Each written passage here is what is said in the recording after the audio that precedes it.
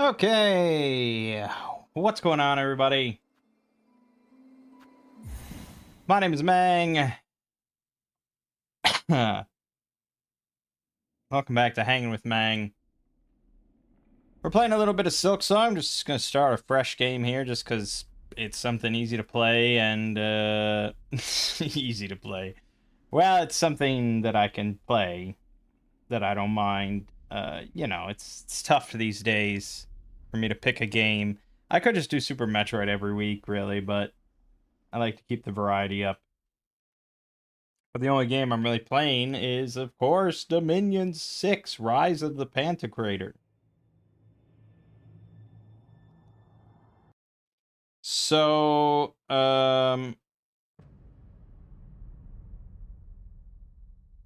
yeah. And that's what's happening this week on this channel. Lots of Dominions. Every week. Like, literally, I do have enough videos now to upload one a day for the next year. It's insane. And that's because, I didn't start very efficiently. Nowadays, for the last 200 videos or something, yeah, I've been pretty efficient. I haven't done any multi-parters. It's all been one part per nation, And I'm just trying to... My goal is to try out every single nation the game has to offer. And I don't just mean vanilla, obviously. I mean basically everything on the workshop as well. I'm not far off. I'll put it that way. I don't have an exact count at the moment of how many I have left, but I'd say it's probably in like the 60 range, maybe? Something like that. I'm almost done with every vanilla nation. But, I'm just randomly picking, so... Haven't quite gotten there yet, but pretty close.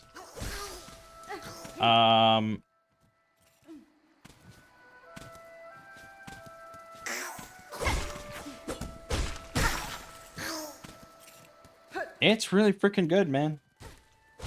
It's really freaking good. It just hits every single note of gaming that I enjoy right now at my age. Just, the customization, the variety, the turn-based aspect, the randomness, the complexity. It's all good, man. It's so good. But, last night, during Two Brothers Play, Lego and I, we did some Hollow Knight. He's still progressing through Hollow Knight. He's still enjoying it, so that's all good. He's playing with pretty baby mode stuff. He has now, where it shows all the items on his map for him, and he does, double damage, basically, and he always, various things like that. It's fairly baby mode, but he's dying to some stuff, and he got to the Watchers fight and gave it a few attempts and couldn't do it, so he gave up on that. He's not a long time ago, Lobos Jr., very notable Dark Souls streamer, he did a thing with his brother where his brother played through Dark Souls for the first time. And it was a really great series, because his brother was absolute fucking dog shit at the start. I don't know, it's how do you get dressed in the morning kind of stuff. But he ended up beating it, and Lobos didn't really help him at all. At all, really. There were a couple times I think he was able to hand out hints if his brother really just demanded it, just stuff like that. But it was pretty few and far between, and his brother was not begging for hints. And that was the thing, is okay, this would never work with my brother. Because that just takes perseverance. I mean, he died so many fucking times throughout that whole playthrough. It was ridiculous.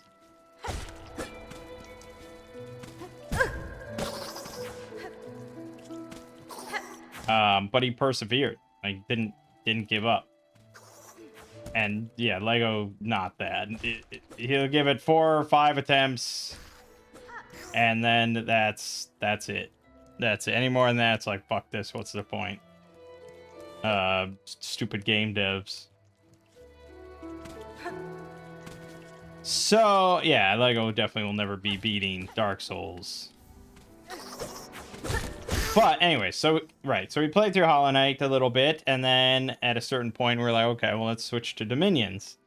And so we started playing Dominions, and you know, I'm at the point now where I pretty much exclusively do like the 1v1s on Dominions when I play and do videos.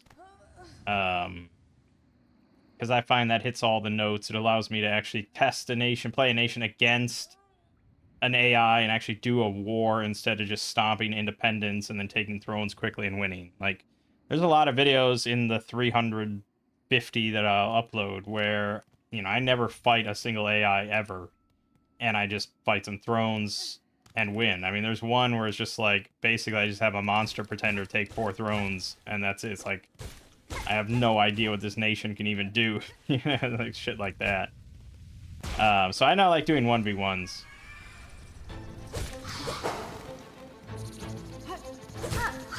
But Lego, you know, he doesn't like challenge too much, so he wanted to do a throne battle with Maragnon, which is what he always wants to do. So we did that, and it was a pretty quick game. And while we were playing, I started talking to him about Conquest of Elysium 5, which is the other game from Illwinter, the makers of Dominions. And basically, I convinced him to buy it, and we switched after that at like 3 a.m. to try out Conquest of Elysium co-op. And boy, he really seemed to enjoy it. He really took to it quite quickly, as far as like grasping what he needed to do and stuff like that. He was not like floundering, to say the least. So he really took to it, and he really likes it. I think he likes it better than Dominions, possibly. So, yeah, I mean, it is quite a different game. I haven't played it too much on my own, but I will tell you that, yes, I will be making plenty of videos on that game as well. And that game has just as many, if not more, mods than Dominions. And there's all sorts of modded, like there's Warcraft nations, there's Star Wars nations, there's 40k nations, Warhammer Fantasy stuff, Dominions nations, you know. They're not nations, they're classes, but yeah, it's a good game. It's a lot lighter, it's a lot faster paced, it's more random. It's like Heroes of Might and Magic meets Dominions meets a roguelike, sort of. And if you can get past the graphics and that appeals to you, please check it out. But I'll be making videos on that eventually. We also have Silk Song. That's not too far off from finishing. I took my time with the playthrough, and I did show most of the game in the videos. So there's a good handful. But yeah, it won't take forever to upload. And then I started doing solo RPG stuff again.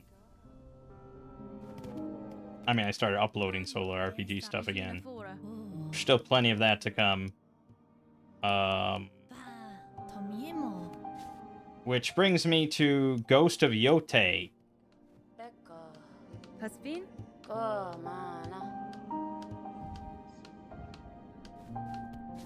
Which comes out, I guess, October 2nd. I didn't even know it comes out that soon.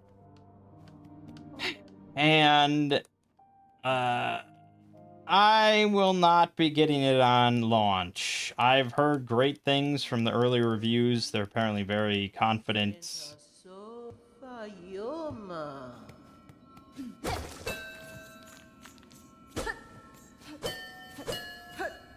I've heard good things. I do want to play it for sure, but I feel like I probably should record it. Because it's kind of a big game. It's a big modern new AAA game, and we don't do that many of those on this channel. But that's one I'm interested in because I liked the last game. And I'm pretty sure I recorded that one.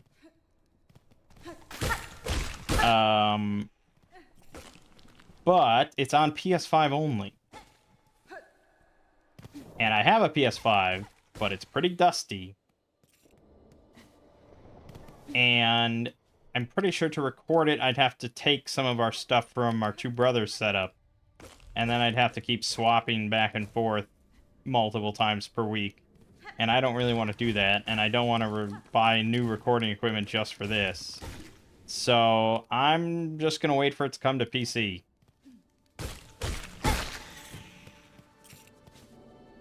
And I'm pretty certain it will.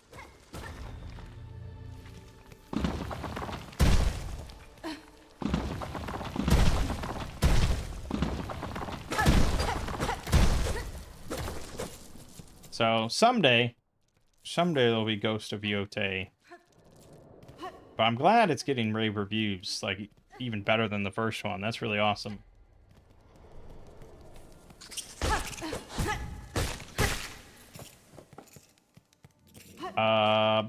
But I also just have a lot to upload that I don't need to record anything else.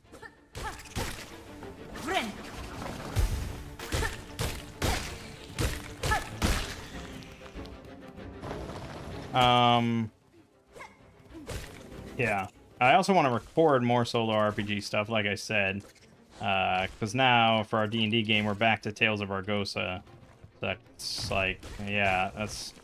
I have an unfinished solo campaign that I want to finish with Tales of Argosa.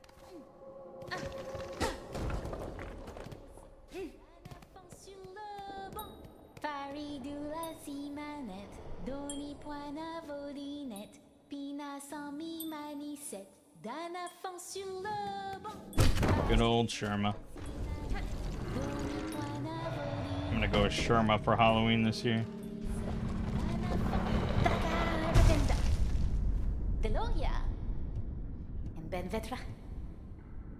And there's still the frickin' RimWorld DLC, which I haven't gotten to, but Dominions just dominates my life, and now I feel like once I'm done with Dominions, I'll be excited and just start up Conquest of Elysium for 400 videos.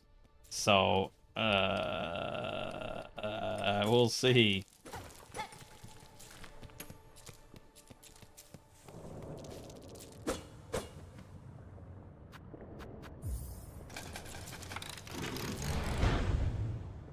Over on the Exploring series, we had the one with the medical facility, Prosophobia or something like that. That was good. I enjoyed that one. I don't think... You know, view counts in general for SCP are not great. And the Volgan now hasn't uploaded a video in, like, 5 months. I think he might be done. I mean, I don't know. I'm not in communication with the man or anything, but... I would not be shocked if any day he just says, you know what, like, I'm gonna move on from this chapter of my life. Thanks for the memories, blah, blah, blah. And that's pretty crazy. I mean, just the fact he hasn't uploaded in 5 months is fairly crazy. Like, obviously it's not a major source of income for him. Or, if it is, that's pretty rough.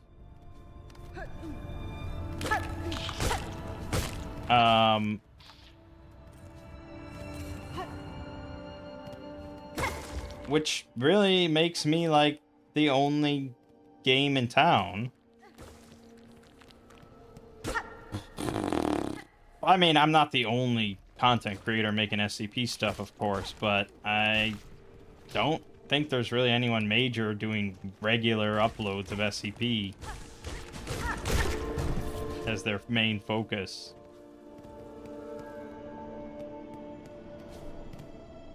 And I think that's telling of just sort of the state of the fandom. Which is wild, because the wiki is, like, booming, you know? Like, ClassicCon had so many articles, so many entries. We had 9K contest now, which has a bunch of really high-quality entries. There's another anthology coming up in late October. You know, people are writing. Even DJ Cactus is back to writing it. But off-site fandom is not at its healthiest. And I'm not really sure why. I know there's been a lot of talk recently. Some things pop up on my feed once in a while. Discussions, I guess. About the sort of public's opinion of SCP. And how it's all just like woke bullshit, gone to shit. It was all better in the old days, and everything now is just like power scaling nonsense of who can have the most powerful SCP. So, I mean, obviously there must be a significant amount of people that have those opinions. Or that hold those thoughts to be true. And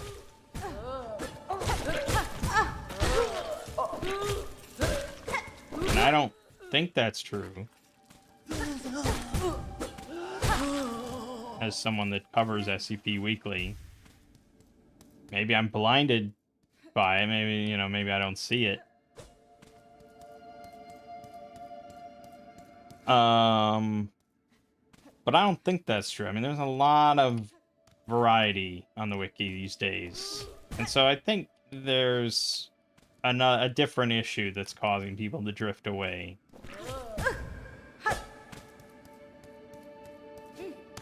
Because my viewership has steadily declined. And it's sort of like, it's sort of like a restaurant. People won't tell you why they stopped watching. People won't tell you why they don't come to your restaurant. They'll just not come.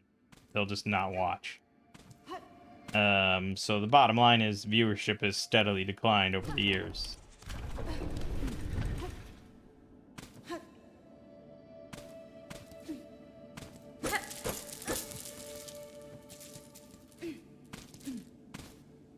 And so if I believe that articles have not gotten increasingly woke and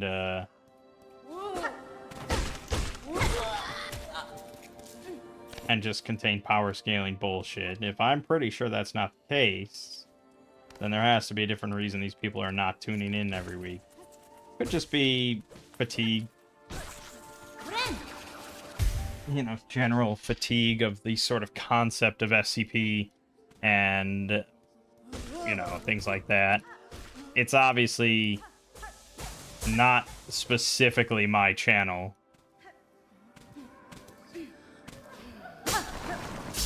Because if SCP was popping, but my channel was like dipping, it'd be like, okay, well, we need to head back to the shed and retool. There will be highs and lows at points with any community. That could be true. Usually I think about highs and lows, though, with, like, content droughts or something, Like, you think about, like, Hollow Knight. Hollow Knight comes out, and it's popping. Everybody's talking about Hollow Knight, blah, blah, blah. And then dips for a while because the game's been out for a while, and then Silksong starts ramping up, and they, like the first teaser they put out for that, it's like, oh shit, let's all talk about Silksong, blah, blah, blah. And then time goes on, and then people lose their fucking minds because Silksong never comes out. And now Silksong's out, and everybody's like, oh shit, fuck Silksong, we gotta play, so it's so good. But SCP just, like, keeps making content and keeps getting better, so you could be right, because it's like, would I still be talking and being interested in SCP if it wasn't my job? I don't know. I mean, there was a period, of course, quite a long one, where I was very into SCP. Like, that's, like, all I did was read SCPs. I loved it. I loved the whole universe. I loved the whole world. And then I faded away for a while. They were still putting out SCPs, so yeah, that's true. Like, it was still coming, but it was just like, okay, I kind of burnt out on SCP. And then I checked back in a few years later, and Sarcasm was out, and it was like, holy shit, look what I missed. This is awesome. Oh my god. And then I faded away again until it became my job.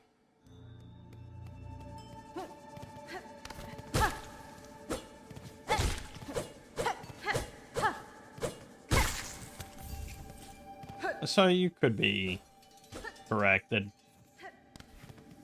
But that sounds like a personal thing rather than like this sort of cultural movement away from SCP. So I don't know what it is. I can't explain it, and I guess I never will. But I hope that it does shift back someday. Views are not spectacular at the moment. And if they continue to slide worse, it's like, well, maybe I should just listen to sort of this cultural movement, and maybe I should just cover something else. I don't know what. I hit SCP at kind of the right moment. I filled in a sort of gap that the community didn't have. I'm sure there's plenty of other communities like that, but will they have a variety the way that SCP does? I don't know. Like, if I cover, say, Stormlight Archive, and that was what I did. I became a Stormlight Archive channel. It's one book series, or, you know, basically one fictional universe by one author. Like, it's good, but SCP is just every week. It's like a fresh new adventure.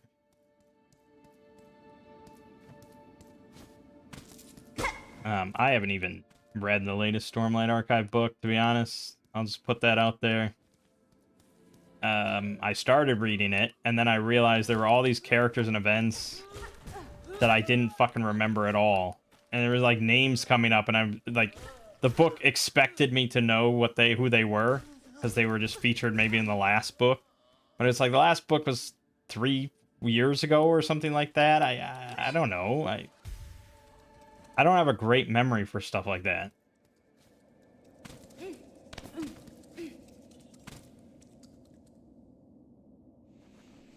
That was dumb.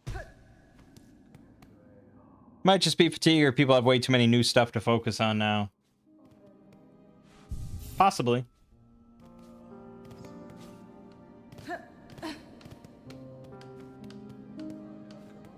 I mean, I do think there probably is some truth to this sort of idea of the public consciousness of SCP.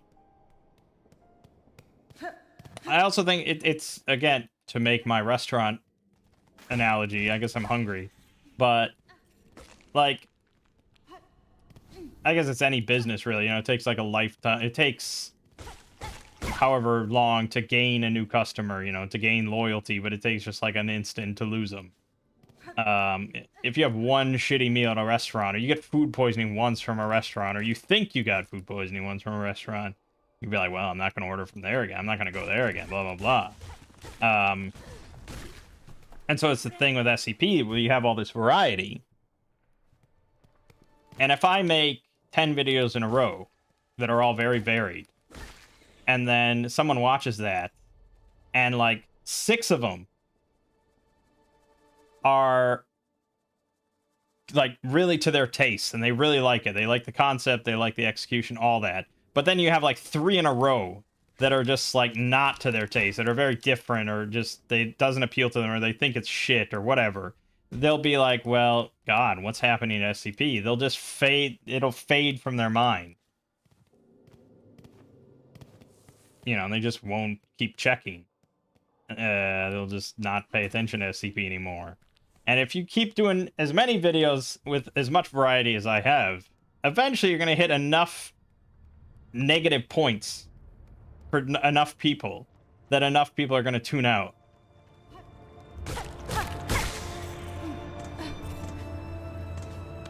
I guess that's my leading theory.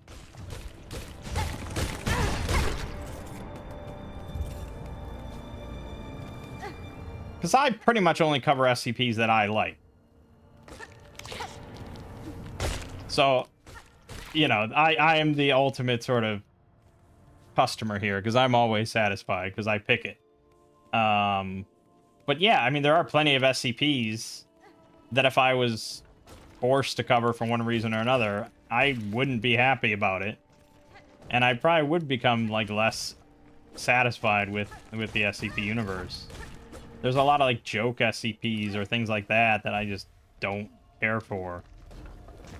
And I don't like that aspect, or, you know, there's certain SCPs that don't appeal to me for one reason or the other, and I just don't cover them.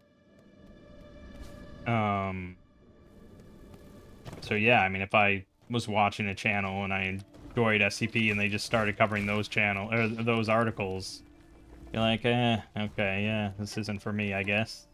I don't know. That's my leading theory. But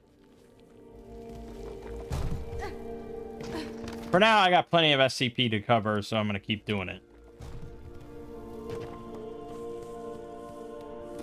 This week I worked on another phobia one. Not our last phobia, but close.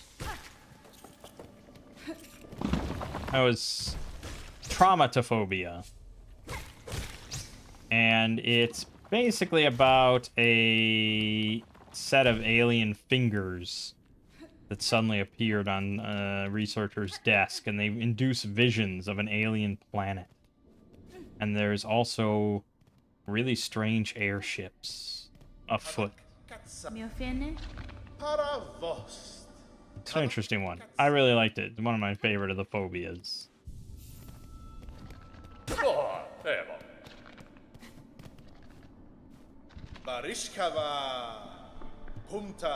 And then next week, I'm doing my my video on butterfly kisses. Found footage horror movie. Should be good. Continue with my food analogy. You know, this local fast food place that had a small menu. They eventually had a few cases where people got food poisoning and they started dipping in loss of clients. What they did was expand the menu and started doing delivery like DoorDash. You guess casting a wide net is what you're trying to say here. That or you're getting hungry too. Well, it's tricky because I am not the type to ever advertise or you know, connect or do anything like that. So all I can do is just keep making videos about people's works that I think are good. And hope that people are like, you know what, I watched SCP stuff like 5 years ago. I should check back that and then look at that and all that. And like, oh my god, it's really good. Holy shit. That's all I can hope for.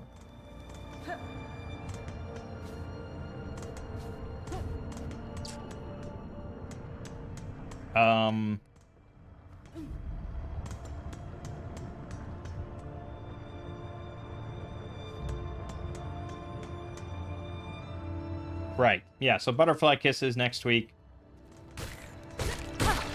It's fun. That's like it's almost like a vacation week. Or no, it's more like when you have a substitute teacher for a week at school and you just watch like movies every day. That's what it's like. I just get to watch a horror movie and write about it. And then unfortunately I have to edit the shittiest part.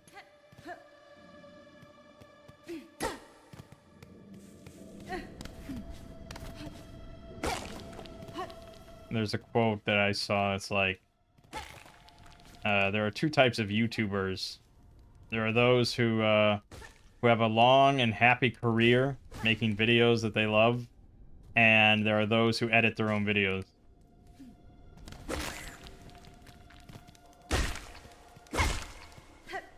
Yeah, that's sort of it. That's sort of what it is. You do come back to some of my videos every once in a while? Well, that's good. Thank you. And not, you know, I obviously mostly just judge things based on my most recent video view counts. But I'm sure there are plenty of views on older stuff. People put stuff they like on repeat or fall asleep to it or blah, blah, blah. Or the algorithm picks up various things here and there. So...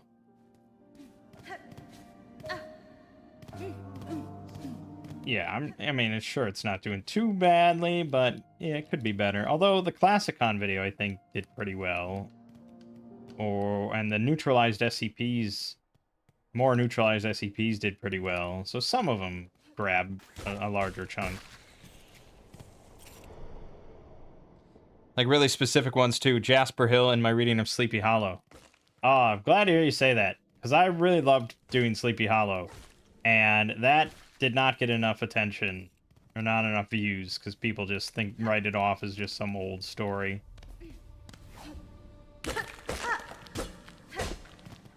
Generally, I think if I don't do Lovecraft audiobooks, it doesn't get views. But then even if I do certain Lovecraft ones, it doesn't get views. I was most disappointed when I did The Black Cat by Edgar Allan Poe. Because I'm not a big Poe guy, but that story is really good. And, like, no one watched it. Because it's not Lovecraft, I guess.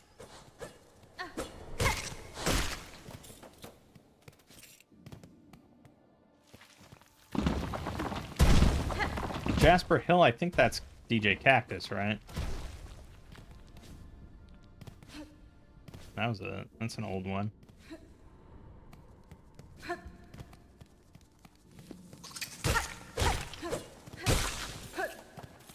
So that's what's happening on this channel this week.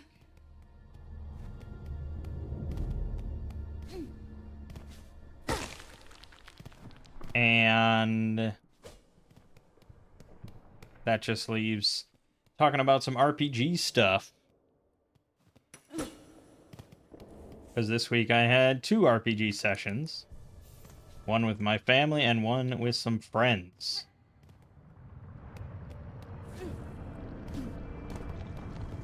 So last month, I introduced my buddy, my DMing buddy, to Draw Steel. Because I was like, oh shit, Draw Steel, it's so exciting. And then I kind of regretted it, because I was like, well, I don't know. The more I read about it, it's like the more I'm not sure how good it would be for like my non-combat playstyle that I like to do. Very combat focused.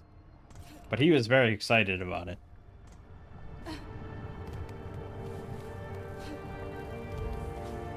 So then this month I was like, okay, well I need to like try and sway him back without being too obvious about it. So instead of running another Draw Steel one-shot, I ran Shadow of the Weird Wizard. And I ran a one-shot module called Kidnap the Archpriest, where the players are sent into a big city to kidnap the Archpriest from his castle. And it's a very sort of meticulous adventure. It's like 50 pages for a one-shot, basically, because it has all these NPCs outlined and timetables and stuff.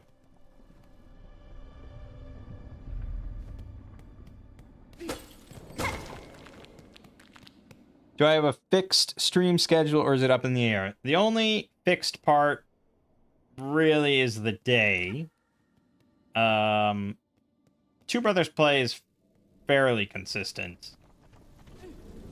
Like, generally, it's Wednesdays and Saturdays around 10 p.m. CST. It's usually, I guess, a little later than that, maybe, but we try for 10. Usually on Wednesdays, it's more like 10 CST. And then the only other streaming I do is this, Hanging with Mangg. That's every Sunday. That one's a bit more varied. And usually I just expect people to watch the VODs if they're going to listen to it or something. It's sort of usually around this time period, or maybe 2 hours later. But yeah, that's it. I'm not really big on streaming in general, just because I like to record for, like, you know... I like to record when I feel like recording. And... you know, I don't want to... I don't like... I don't know. Like, it just... I do like chatting with people. I really enjoy that aspect, but just... I feel like it's a different obligation if I were to just start up a stream compared to just recording a video and then I'll upload this in like a year, you know?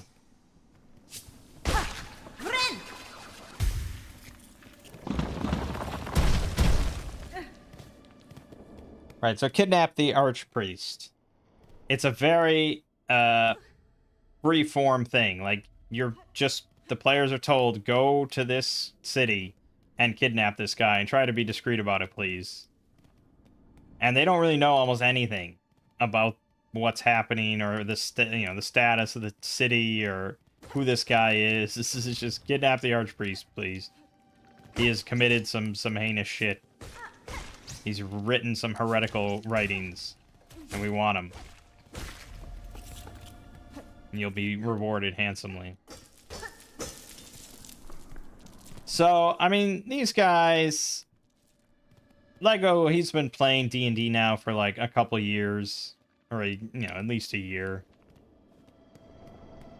The other guys have played RPGs, with me for a good number of years. I mean, they have a lot of sessions under their belts of a lot of different RPGs. So they're not clueless.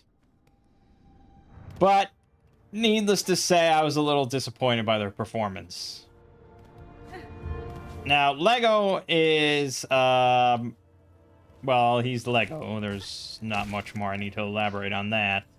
My other buddy is generally more of a follower than a leader. He'll do what he's told when he's playing an RPG, and he kind of enjoys that.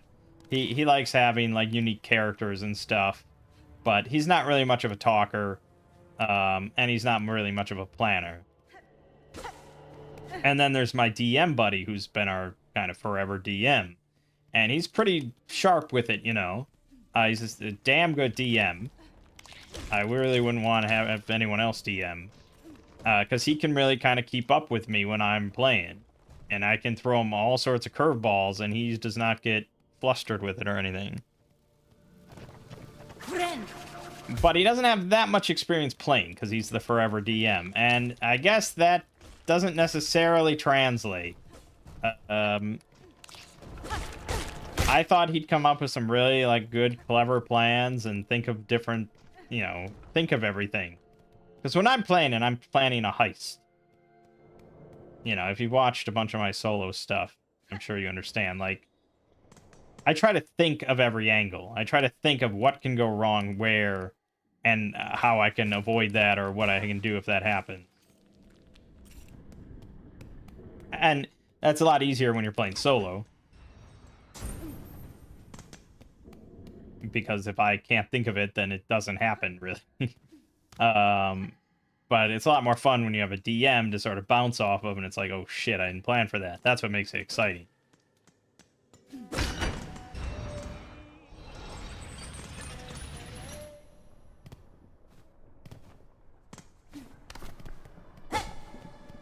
But yeah, they did not think of much. They did not think of everything, and they didn't think of much.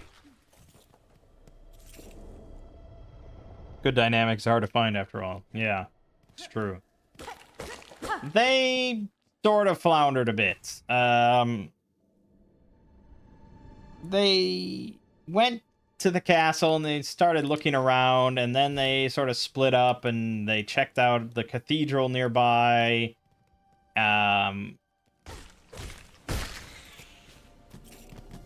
But yeah, one of my buddies, he went back to the market because he wanted to find these heretical writings that this priest apparently wrote. But I mean, it's not much of an, well, I mean, there's an angle, like, there's angles you can work with that, but he didn't have much of a plan with that.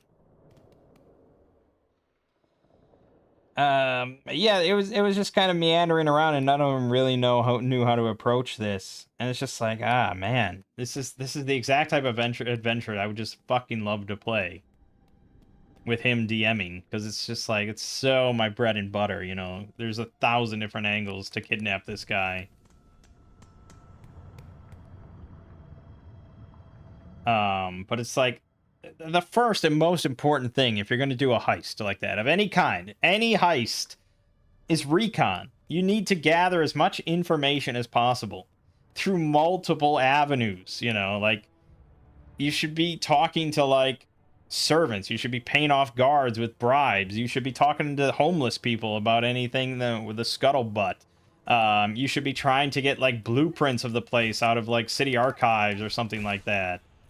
Any sort of avenue you can get of gaining any amount of information or leverage, especially leverage, because the weakest element of any system involving humans is inevitably the humans.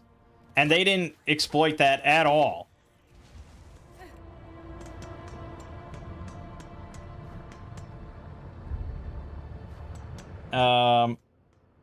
So one of the as many interactions as possible, basically. Yeah, like the first thing, right when they got off the boat into the city, it's like, okay, this is what I would have done. It's like, okay, you go do this, go talk to these people, go find out this information. You go do this, go here, go find out this or get this. Like, split up immediately and find out as much as possible, because they're on a 2-day time limit. So they need to work somewhat fast, and they did, but they didn't really accomplish anything in like the 12 hours they were involved.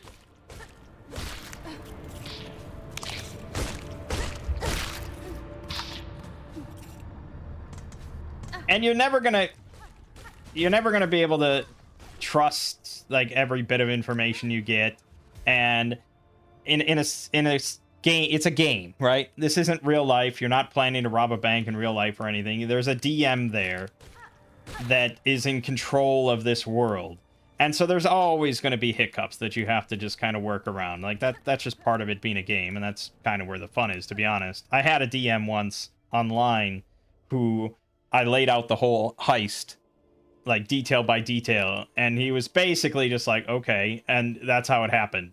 And it's like there were no hiccups of any kind, and it just happened, and it was like, wow, that was really unsatisfying, as it turns out. Like, I was kind of happy. It's like, well, okay, my plan worked out perfectly, but at the same time, it's like, what are we doing here? I could have just written this as like a short story and called it a day.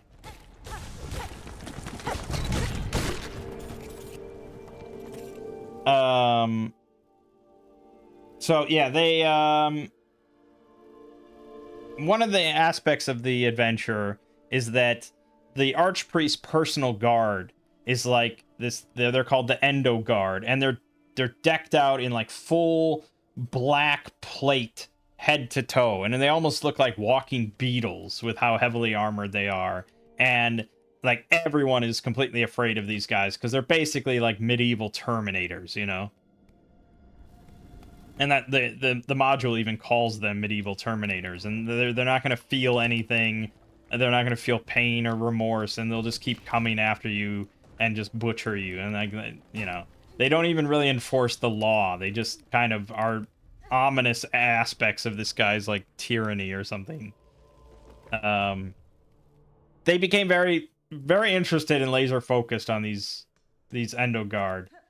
And they decided that their plan was going to be to kill some of the Endo Guard, take their armor, and then waltz into the place with everyone afraid of them.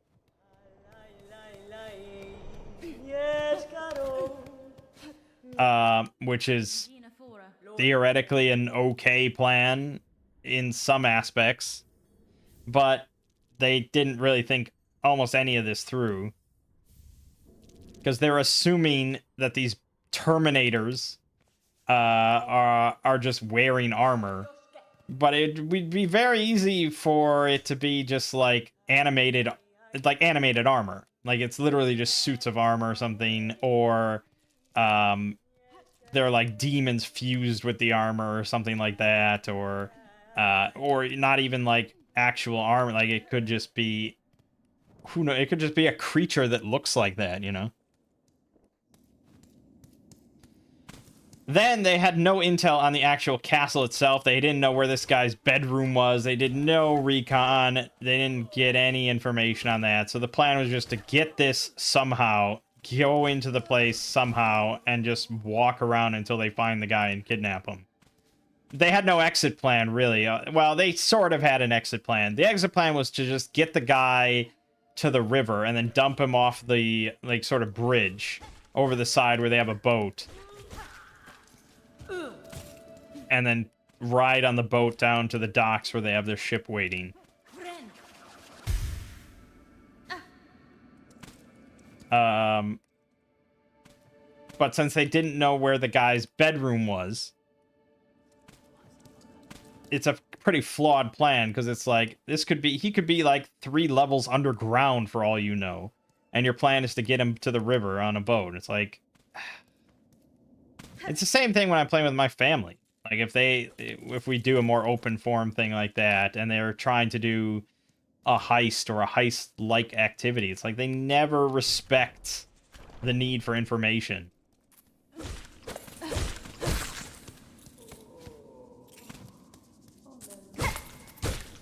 But anyway, so yeah, they wanted to ambush the Endo Guard. And their plan was basically to go to sort of like a fringe part of town, where not so remote and so slummy that the Endo Guard weren't present, but not in like the main part of town. Fuck. And I was like, okay. So they spent like 6 hours. They gave me 6 hours of time to find the perfect spot. And I'm like, okay. So they find this alley in the perfect spot, right where there's like the fringe of the Endo Guard still roaming around. And their plan was basically to use Lego's glamour magic. I gave them all pre-gens, and Lego requested like an enchantment illusion mage. So they used his glamour magic to make this illusion in the alleyway of like a bunch of guys loudly arguing about how best to break into the castle and kidnap the archpriest. And then he had them glamored in the alleyway as like a stack of boxes. And so the Endo Guard would be lured in, and they would jump out and attack them. The problem was this alleyway was like, 6 feet wide or something like that, or 8 feet wide. So and they specifically, they want 3 suits of armor because there's 3 of them. And I hadn't picked like a patrol size yet or anything like that. I knew there would be more than 1 at a time.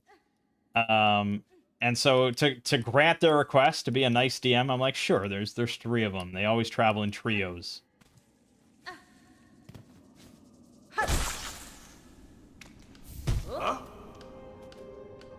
So yeah, they lure 3 guys, 3 Endo Guards into the alley, and it's compact, and they get into a fight with these guys, and I mean, they're fucking medieval Terminators. And the module is very specific. The module's not written for any system, but it says kind of that these things should always be a very hard challenge 1v1 for a combat-based character. And basically instant death for a non-combat character. So these things are tough. And so I didn't make them insanely tough. I made them pretty beatable, but yeah, definitely tough for a 1v1 fighter or something like that. So they had 3 of them now, and there was 3 of them. But Lego was an enchantment mage, illusion mage, so he managed to actually charm one of them, which was pretty good. I didn't give them, like, obscene... In hindsight, I ended up making them, like, undead husks that, like, were melded with the armor. That was my plan, like, partway through the session to begin with, before they even, like, decided on this course of action. So I didn't really think about it at the time, but later I was like, well, they're fucking undead husks. They really shouldn't be charmable at all. But I gave Lego actually a lot of concessions with his magic throughout the session of what he could actually accomplish. So it was fine. So he charmed one of them, and they actually did manage to beat the 3 of them, like, barely. It was pretty close to a TPK. And so that was then I kind of revealed, like, yeah, they're actually, like, undead husks fused with the armor. And they thought about, like, actually, like, scraping out the husks, the undead, so that they could wear this stinky armor. But in the end, they're just like, fuck it, we'll just use Lego's glamour magic and make us look like these Endo Guard.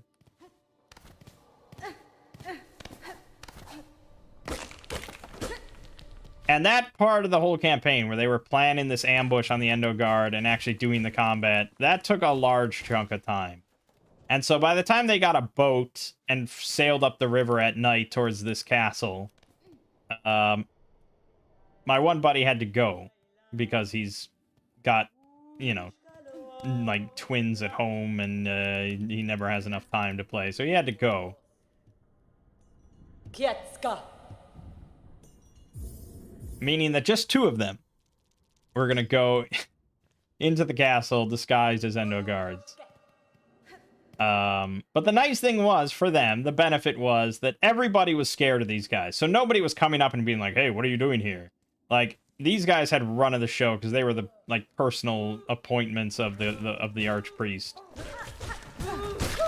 All that effort. Yeah, I know. Again, recon. Like, if you're going to ambush the Endo Guard, this newfound scary opponent you've never seen before, you could ask around a little bit.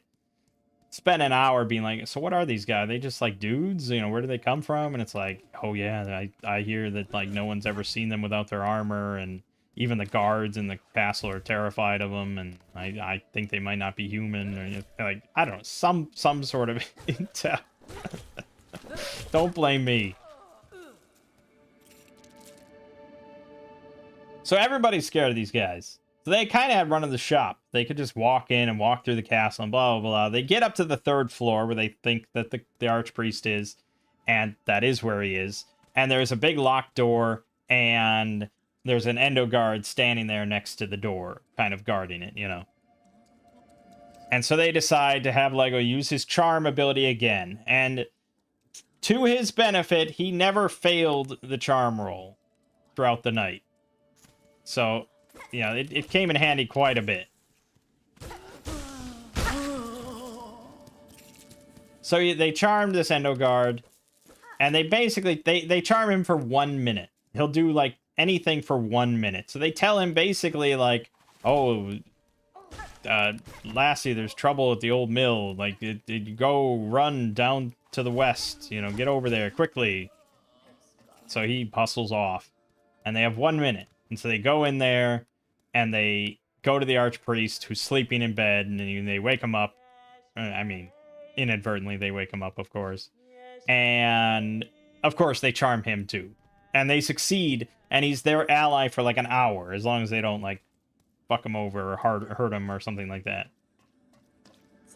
Alright, so they're in the bedroom. They've got him charmed. All good.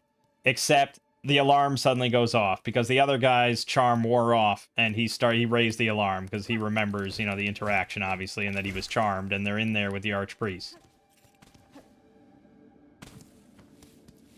And so now they're in this 3rd floor room, his bedroom,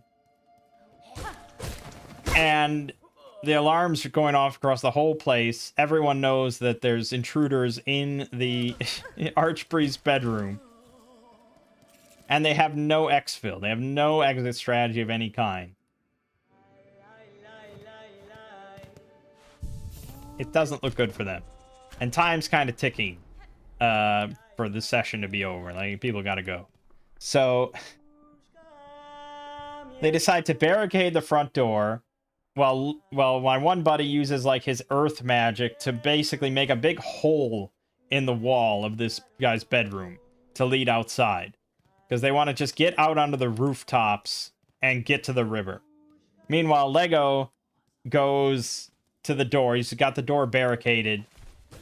And he basically pulls a Han Solo. He's like, oh, everything's fine in here. And he tells the archpriest, who's charmed, to tell them that everything's fine. You know, these are my buddies. Like, it's all good in here. The intruders they got away. They ran off.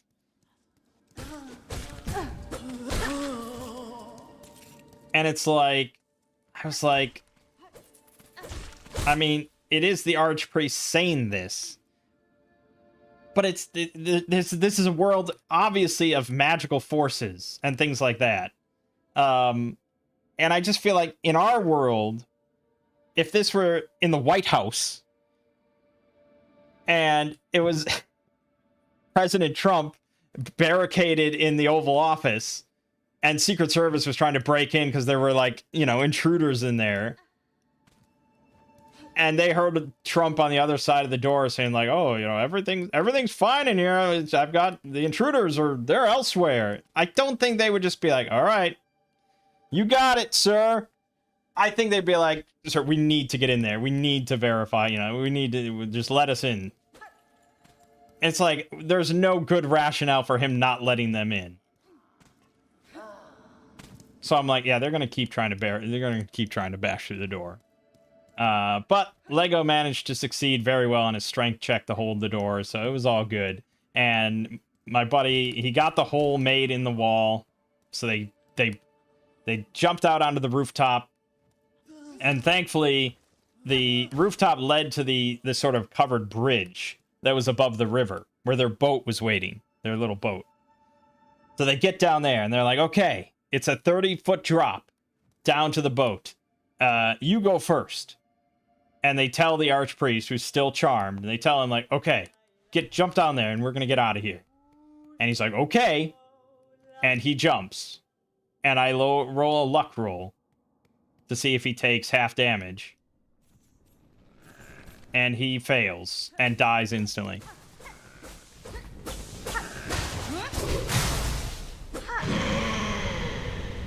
And Lego was pretty pissed about this, because he said that they're jumping down into water. So water is basically the same as concrete in this universe. My argument was that they were jumping down basically off of a covered bridge 30 feet, and the bridge was across the river, but there were numerous, like, foundation points, and it's not an especially deep river. So he basically slammed into a foundation and died. It is a very Lego thing to do, though, to lash out at the game or the designer or what have you. Because I said afterwards, like, if you had just brought a rope, you know, and just held on to the rope and let him climb down, you would have succeeded. You would have been fine. And my buddy was, like, cursed at that. And he's like, oh, we didn't even bring a rope. Yeah. And look, I mean, I'm not the greatest RPGer in the world, I'm sure, but I would have remembered a rope. I would have had an exit strategy better than that.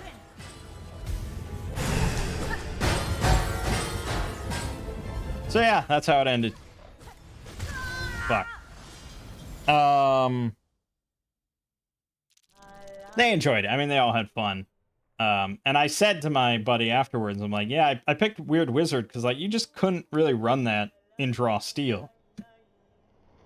Like, I just don't envy him as a DM for a campaign like that. He wants to run a very sort of old school, like we used to do, homebrew sandbox campaign. And I just don't know how you're going to come up with combats on the fly when you have a very structured tactical combat system like that. And he liked the idea of using the grid, like the not the grid, the digital. We have a TV, a monitor set up, so we have Owlbear Rodeo on there with all the tokens and stuff.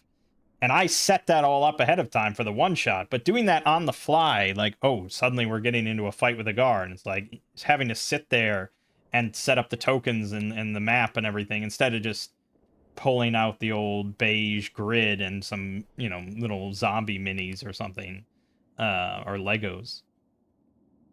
I don't know. It's just, it seems rough for his style of campaigns. And I probably should mention that to him at some point and just tell him that. It's like, actually, you know, on second thought.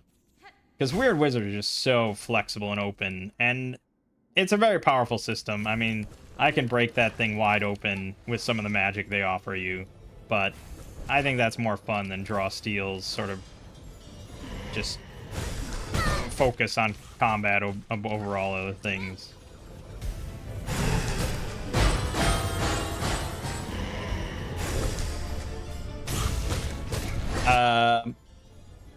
Then my family game, they were in Barrow Maze when we last left off, and they continued to go through Barrow Maze. Fucking hell. They continued to go through Barrow Maze. And they still have no idea how big it is, you know. Barrow Maze consists of like 400 rooms, and they've been through like 15 of them or something, 12 of them or something. I'm getting hungry, so I'll fast forward through this part. But yeah, I mean, they just kind of went room to room, and I'm using the underclock system, so the D20 kept ticking down, and they knew when an encounter was coming up. And probably next time I do it, next time they go into Barrow Maze or something, I'm probably going to try just the traditional method of rolling a D6 every other turn or something and having a random encounter on a 1.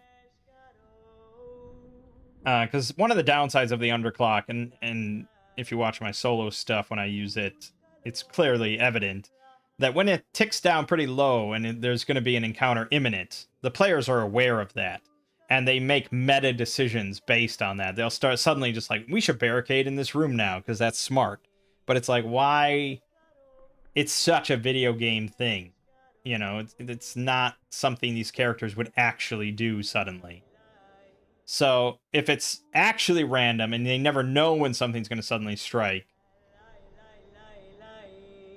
then they will either play more cautiously all the time, which they probably should, or they'll just be like, well, there's no helping it, so let's just keep going and go fast. So I do like the underclock, sort of, in that it's a somewhat controlled way of doing random encounters, rather than completely random where it can happen back to back. But honestly, I think if I rolled an encounter back to back, I'd probably just ignore it.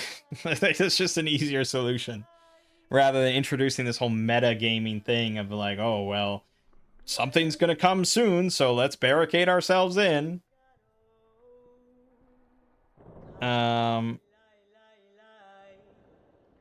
The other issue with Barrow Maze specifically is that it has a lot of like undead and sturges in it, zombies, skeletons, different types of skeletons. Like, that's a lot of the random encounters.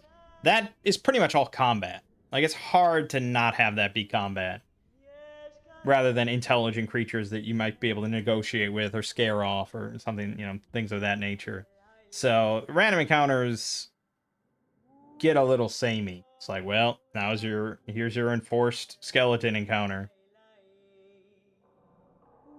But yeah, so they continue to go through rooms, and they actually got quite a lot of loot. Because they started searching through all the burial alcoves and things. And even early on in Barrow Maze, you can get hundreds and hundreds of gold.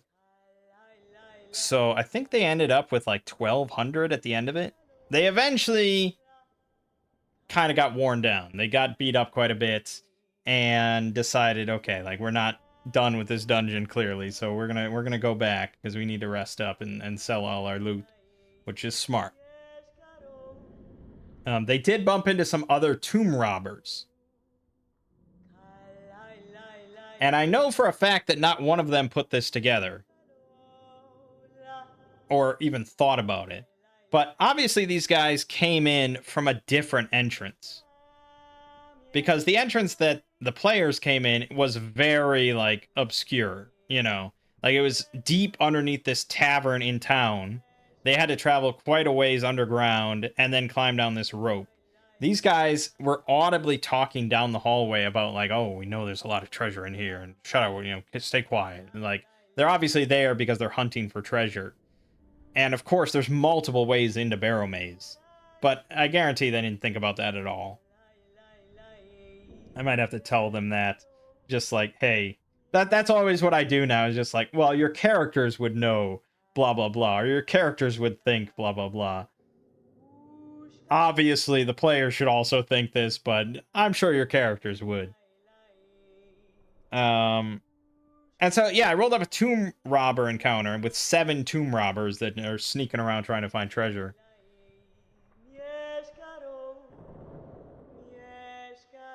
And I didn't roll a reaction roll, and I should have. But I figured, okay, you've got some unscrupulous individuals here that are down here just trying to get any coin or jewelry or bit of gem they can find. They're tomb robbers. They're not really scrupulous folk. And so I was just like, yeah, they're kind of like, they don't want fights, because nobody really is looking for a fight. That's bad. But they do want treasure, and it's going to be pretty clear pretty quickly that this party, this was towards the end of the night, so they were loaded with all sorts of coins. Like, one of them, they had one person carry all the money, and he had like 600 coins on his person. It's hard to hide that. You know, just the sound of coins clinking. So it's like pretty obvious they have treasure. So it's like you bump into some tomb robbers. It's like they're not really going to be like, oh, well, let me hold the door for you on your way out. It's like, no, you're going to give me what you got, I think. And especially because they outnumbered them 7-4. But the party was pretty beat up, so they didn't really want to fight either. So it was kind of an interesting dynamic. They actually barricaded their door because they, the underclock. And they heard them coming down the hall, and my mom was like, oh, they might be friendly. We should talk to them. And it's like, okay. That's always how she thinks, of course. So they are actually talking for a bit through the door. And the tomb robbers made it pretty clear, their intentions. Like, okay, well, we'll let you go. We don't want to fight either, but you're going to drop all your loot. It's like, well, we're not going to do that. I mean, no party really gives up loot ever. So they decided that they were boxed in there because they barricaded themselves in, which in this case was kind of a negative, but they decided to just burst out, and Lego charged down the corridor towards them because they thought there were only 3 of them. I never said there were 3, but they heard 3 voices and thought 1 + 1 = 2, but that's not always the case, is it? Ask Terrence Howard. So he charged down the hallway and immediately got like 4 arrows in his chest. Because there were 4 bowmen and 3 like guys out front. And I'm like, okay, do you continue your charge? And he's like, nope, right back in the room. And they barricaded the door again and decided to just wait for some skeletons to come along or something and scare the guys off.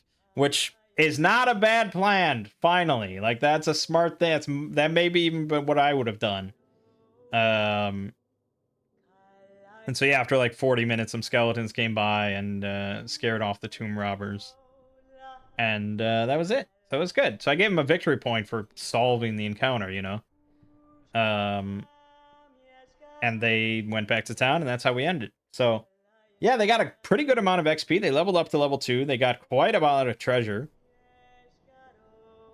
Selling it is going to be a kind of a problem because they're in this tiny little town, this tiny little hamlet, really. There is sort of a traveling merchant that I put in that's going to come visit every couple weeks and actually does have quite a bit of funds and brings all sorts of fun goods. But, yeah, the nearest town is like 2 weeks by horse or something. Like, they're really out in the boonies. But yeah, everyone's really enjoying it. No one has died so far, but they all like, well, they don't all like it, but a couple of them really like the idea that they could die compared to like the last campaign we did. Yeah,